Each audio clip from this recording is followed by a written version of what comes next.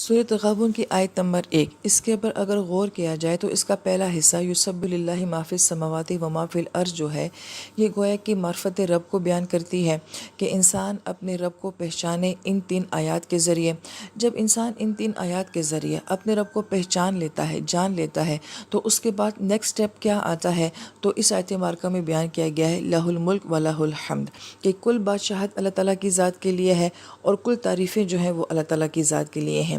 گویا کہ اس کو جو ہے توحید عملی کہا جاتا ہے، کہ جب میں دل و جان سے یہ بات مان لیتی ہوں کہ میرا رب اللہ تعالیٰ کی ذات ہے، پھر اس کے بعد وہ توحید میری عملی زندگی میں نظر آنی چاہیے کہ میری زندگی کا ہر فیصلہ، میری زندگی کا ہر اختیار جو ہے وہ کس کے ہاتھ میں ہے؟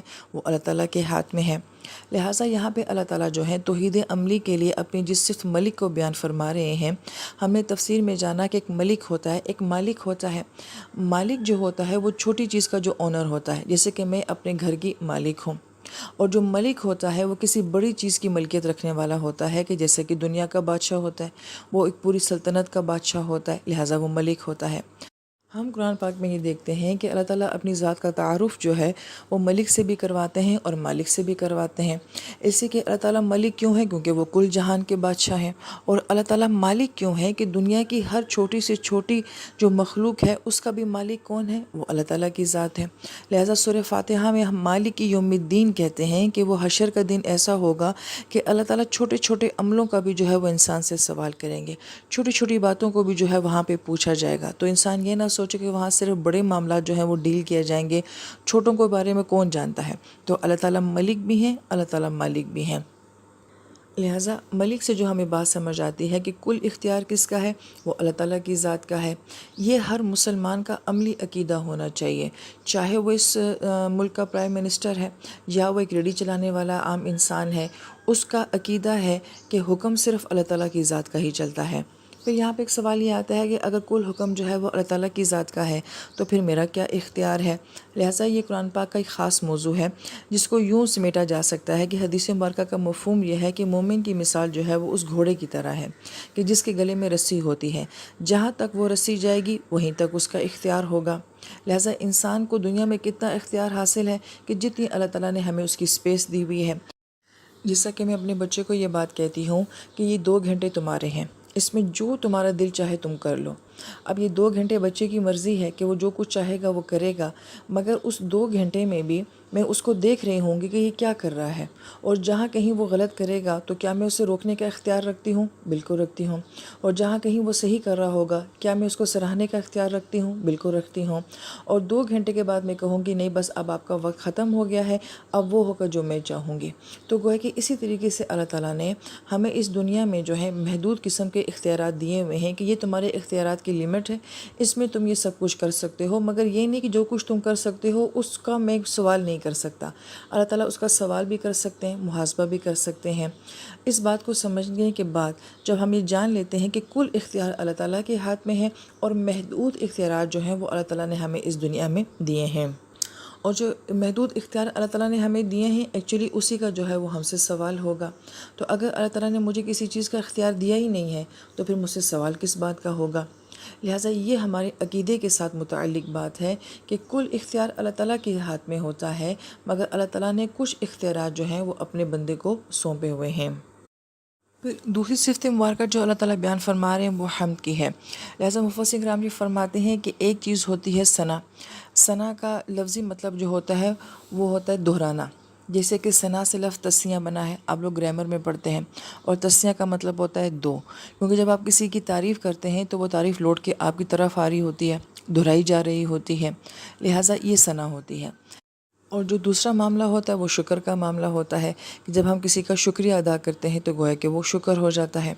لیکن ضروری نہیں کہ ہم جس چیز کا شکر ادا کرتے ہوں یا شکریہ ادا کرتے ہوں اس کی ہم تعریف بھی کرتے ہوں، اور ضروری نہیں کہ آپ جس کی تعریف کرتے ہوں آپ اس کا شکریہ بھی ادا کرتے ہوں۔ لہٰذا یہ دونوں چیزیں الگ الگ ہیں۔ جب یہ دونوں چیزیں اکٹھی ہو جاتی ہیں کہ اگر آپ کسی کی تعریف بھی کرتے ہوں اور کسی کا شکریہ بھی ادا کرتے ہوں تو اس کو حمد کہا جاتا ہے۔ لہٰذا ہم یہ کہتے ہیں کہ الحمدللہ رب العالمین، وَلَهُ الْحَمْدُ جب کہا جاتا ہے تو ہم یہ کہتے ہیں کہ اللہ تعالیٰ ساری تعریفیں بھی آپ کے لیے ہیں اور ہر چیز کا شکر بھی جو ہے وہ صرف آپ کی ذات کے لیے ہے۔ لہٰذا جب میں کھانا کھاتی ہوں تو میں روٹی کا شکریہ ادا نہیں کرتی، میں کسان کا شکریہ ادا نہیں کرتی، میں کھیت کا شکریہ ادا نہیں کرتی، پانی پیتے وقت ہم کنویں کا شکریہ ادا نہیں کرتے، بلکہ ہم اس وقت کس کا شکریہ ادا کرتے ہیں؟ ہم اللہ تعالیٰ کا شکر ادا کرتے ہیں۔ لہٰذا اس حمد کا جو ہے ہماری توحید کے ساتھ بڑا گہرا تعلق ہے۔ جب مجھے یہ بات سمجھ آ جاتی ہے کہ جو کچھ بھی میرے پاس ہے، میرے ماں باپ، میرے بہن بھائی، شوہر، اولادیں، قابلیت، صلاحیت، حسن، گھر، غرض کہ دنیا کا ہر طرح کا رزق اور نعمت وہ میرا اپنا ہے ہی نہیں۔ جب میرے پاس میرا اپنا کچھ ہے ہی نہیں تو پھر میری تعریف کیوں؟ پھر میری خوبی کیا؟ میری قابلیت کیا؟ پھر میرا تو کچھ ہے ہی نہیں۔ کیا شعوری طور پہ ہر مسلمان جو ہے اس توحید سے واقف ہوتا ہے یا اس توحید کا جو ہے وہ اظہار کرتا ہے؟ اور پھر اس کے بعد اگر میری اولاد کی، میرے گھر کی، میری صلاحیت کی، میرے حسن کی تعریف کی جا رہی ہوتی ہے تو کیا وہ میری تعریف کی جا رہی ہوتی ہے؟ وہ تو اللہ تعالیٰ کی تعریف کی جا رہی ہوتی ہے۔ کیا شعوری طور پہ میں اس بات کو تسلیم کرتی ہوں کہ یہ سب تعریفیں جو ہیں اس کو میں ڈیزرو نہیں کرتی، یہ تو اللہ تعالیٰ کی تعریف ہے؟ تو گویا کہ حمد کا ہماری توحید کے ساتھ، بلکہ پریکٹیکل توحید کے ساتھ جو ہے وہ بڑا گہرا تعلق ہوتا ہے۔ لہٰذا ہم یہ کہتے ہیں کہ الملک جو ہے یہ توحید عملی ہے اور الحمد جو ہے یہ توحید قولی ہے، کہ انسان اپنی زبان سے جس توحید کا اقرار کرتا ہے وہ حمد کی صورت میں کرتا ہے، اور اپنی زندگی پہ کل اختیار کس کا مانتا ہے؟ اللہ تعالیٰ کا، تو یہ گویا کہ توحید عملی ہے۔ وَهُوَ عَلَىٰ كُلِّ شَيْءٍ قَدِيرٌ، اور اللہ تعالیٰ کی ذات جو ہے وہ ہر چیز کے اوپر قدرت رکھتی ہے۔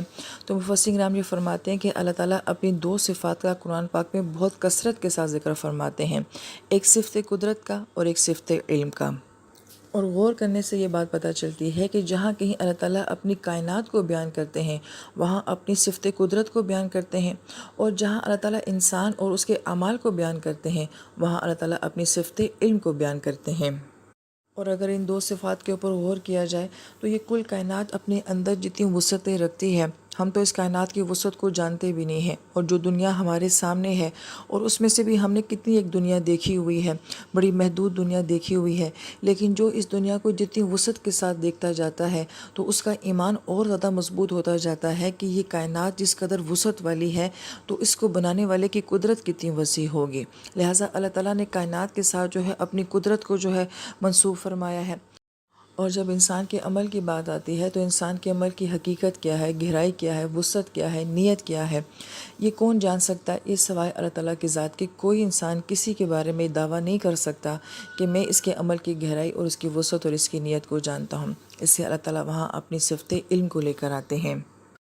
پھر اس آیت مبارکہ کے ضمن میں بڑی پیاری بات مفسرین کرام یہ فرماتے ہیں کہ دنیا کی ہر مخلوق جو ہے وہ اللہ تعالیٰ کی تسبیح کرتی ہے، اور نہ وہ اپنی تسبیح کو بھولتے ہیں، نہ اس میں ناغہ کرتے ہیں، اور نہ ہی ان میں کبھی کوئی کمی آتی ہے۔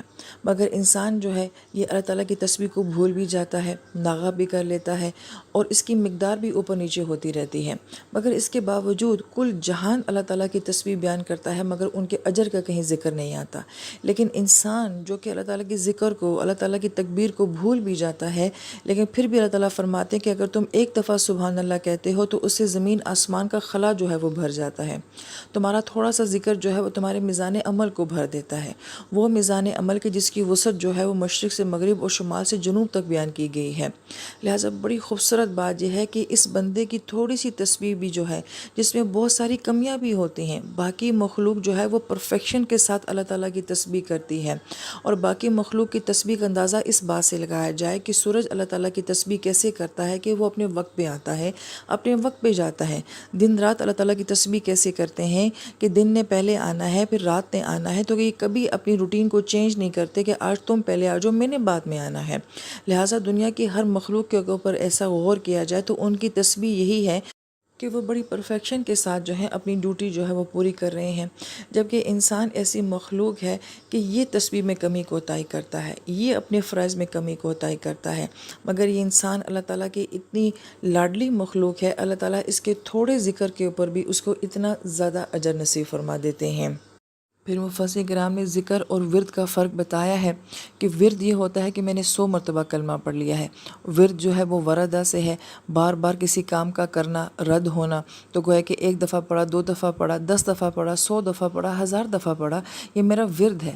مگر ذکر کیا ہوتا ہے کہ اس کے اندر اللہ تعالیٰ کی یاد ہوتی ہے۔